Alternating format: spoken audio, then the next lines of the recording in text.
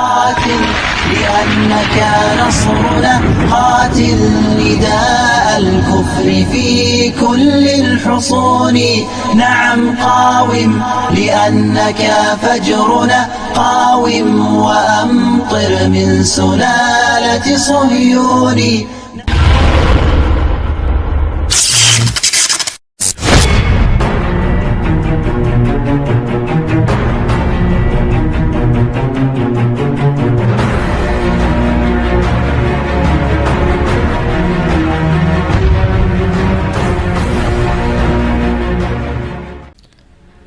Assalamualaikum warahmatullahi wabarakatuh. Salah satu tantangan yang dihadapi umat Islam di masa Rasulullah SAW yaitu fitnah nabi palsu. Dalam sejarah Islam terdapat peristiwa saat umat berhadapan dengan sejumlah fitnah. Salah satunya adalah fitnah berupa adanya nabi palsu. Nabi palsu tersebut dikenal dengan nama Musailamah Al-Kadzab. Nama aslinya adalah Musailamah bin Habib dari Bani Hanifah. Dalam kitab Sirah Ibnu Ishaq, Musailamah mendapat julukan Al-Kadzab yang artinya pembohong. Sebabnya ia telah berbohong dengan mengaku sebagai nabi utusan Allah bersamaan dengan diutusnya Nabi Muhammad SAW sebagai Rasulullah. Musailamah dikenal sebagai orang yang sangat mahir bicara. Banyak orang yang terpedaya oleh mulutnya hingga menjadi pengikut nabi palsu itu. Ditambah lagi, dia adalah salah satu anggota Bani Hanifah yang disegani. Dalam waktu dekat, popularitasnya meningkat dengan pesat. Klaim mendapatkan risalah kenabian. Untuk menguatkan klaim kerasulannya, Musailamah mengaku mendapatkan wahyu dari Allah. Dia lalu menyusun sejumlah karya sastra untuk menandingi Al-Quran. Ternyata, kualitas dari ayat-ayat yang disampaikan oleh Musailamah sangatlah rendah, bahkan jauh di bawah standar sastra Arab saat itu. Alhasil, karya Musailamah menjadi bahan ejekan. Isinya mengada-ngada, sedangkan susunan kalimatnya meniru penuh Al-Quran. Meskipun begitu, masih ada orang yang percaya bahwa Musailamah sebagai nabi.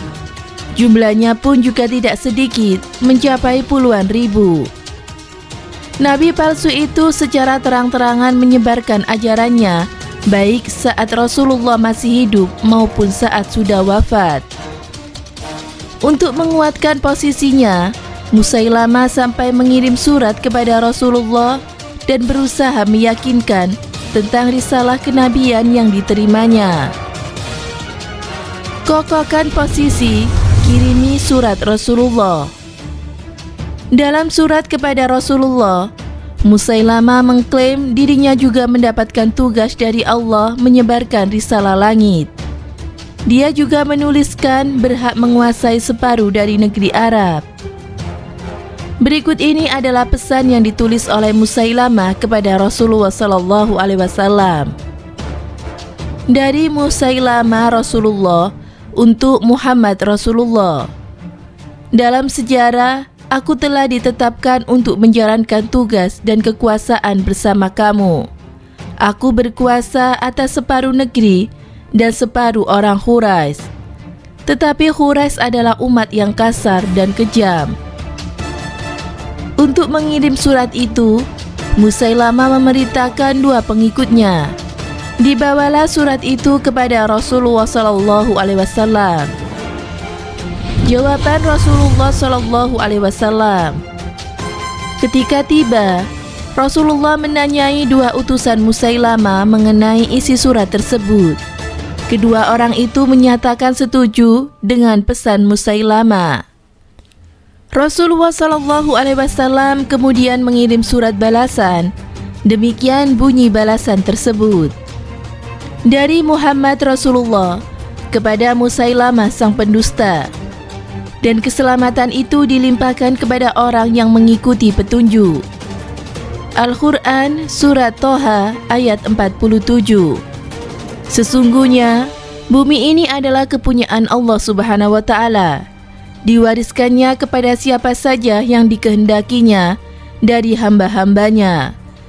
Dan kesudahan yang baik adalah bagi orang-orang yang bertakwa.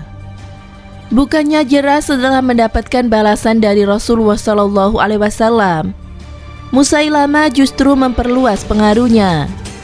Dia menjadi semakin giat mengajak orang-orang untuk mengikuti ajarannya setelah Rasulullah SAW wafat. Pengaruh Musailamah cukup mengganggu umat Islam sepeninggalan Rasulullah SAW.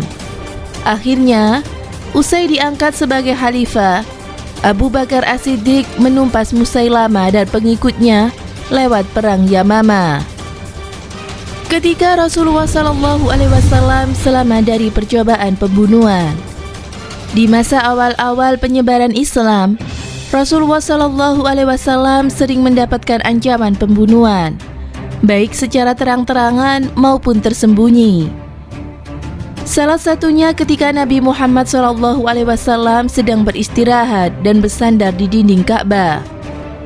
Ada saja yang ingin membunuh Rasulullah dengan menjatuhkan batu besar dari atap Ka'bah. Kisah ini tertuang dalam kitab Al-Aktaf An-Daniyah fi Mawaidil Usfuriyah. Pelaku pencobaan pembunuhan tersebut yaitu Syihab.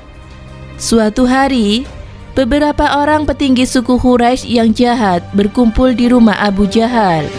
Mereka merencanakan pembunuhan kepada Rasulullah SAW. Salah satu petinggi Quraisy, yaitu Tariq As-Saidani, mengatakan bahwa Muhammad sangat mudah untuk dibunuh. Caranya cukup dengan menjatuhkan batu besar dari atap Ka'bah tepat ke arah Rasulullah SAW. Muhammad tengah bersandar di dinding Ka'bah. Kalau saja ada salah seorang dari kita yang pergi membawa batu besar lalu melemparkannya dari atas Ka'bah, Muhammad sudah pasti tewas seketika, kata Tariq. Mukjizat penyelamatan Rasulullah SAW. Salah satu dari sekumpulan orang itu, Syihab, mengajukan diri.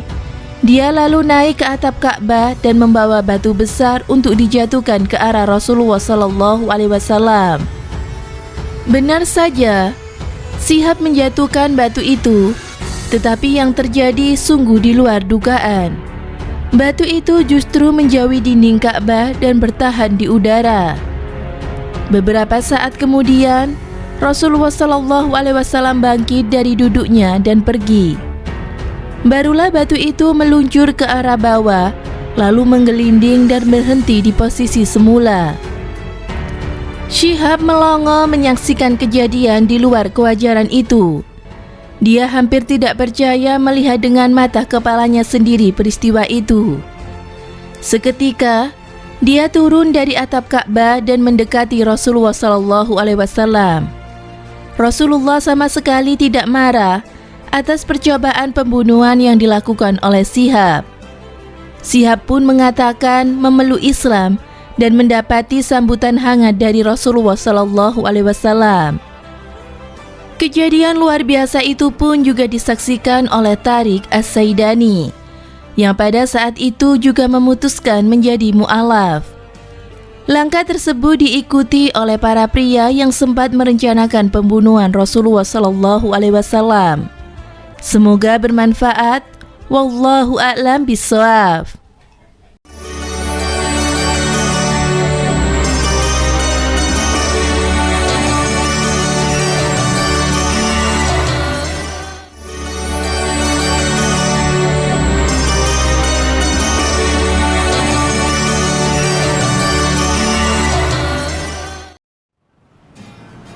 Assalamualaikum warahmatullahi wabarakatuh. Perang Yamamah adalah peperangan memerangi gerakan murtad nabi palsu, yakni Musailamah Al-Kazzab atau Musailamah sang pendusta. Gelar ini diberikan Rasulullah langsung karena Musailamah adalah seorang pendusta belaka. Peperangan ini mengakibatkan banyak kaum muslimin yang syahid gugur di medan pertempuran Yamamah sebanyak 1.200 orang, diantaranya adalah 70 hafid Al-Quran atau penghafal Al-Quran. Melihat ini, Umar bin Khattab khawatir kalau semakin banyaknya sahabat Nabi yang wafat, maka Al-Quran akan lenyap. Maka timbul inisiatif Umar bin Khattab untuk membukukan Al-Quran dalam satu mushaf. Maka Umar bin Khattab menemui Khalifah Abu Bakar untuk mendiskusikannya. Pada awalnya Abu Bakar As-Siddiq menolak. Kemudian Umar bin Khattab meyakinkan dan akhirnya Abu Bakar setuju. Maka diutuslah Sa'id bin Sabit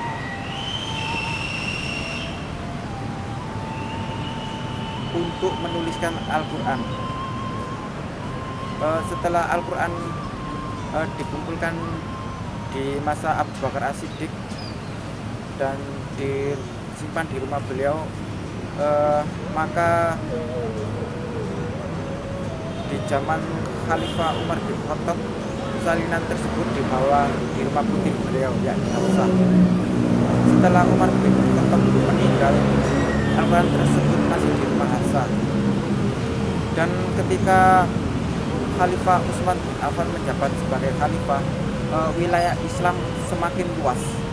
Tidak hanya penduduk Arab yang memeluk Islam, termasuk di luar Jazirah Arab banyak yang memeluk agama Islam. Dari sinilah muncul perbedaan-perbedaan dalam bacaan Al-Quran, karena Al-Quran diturunkan dalam 7 macam qiraat, yakni qiraat Quraisy. Maka diutuslah Sa'id bin Sabit lagi untuk mengumpulkan Al-Quran dalam satu bacaan, yakni bacaan Quraisy, karena Al-Quran diturunkan secara langsung oleh Allah kepada Nabi Muhammad dari kaum Quraisy. Al-Quran inilah yang menjadi pegangan seluruh umat muslim di dunia, yang dikenal dengan Mushaf Utsmani. Demikian, semoga memberi manfaat. Wassalamualaikum warahmatullahi wabarakatuh.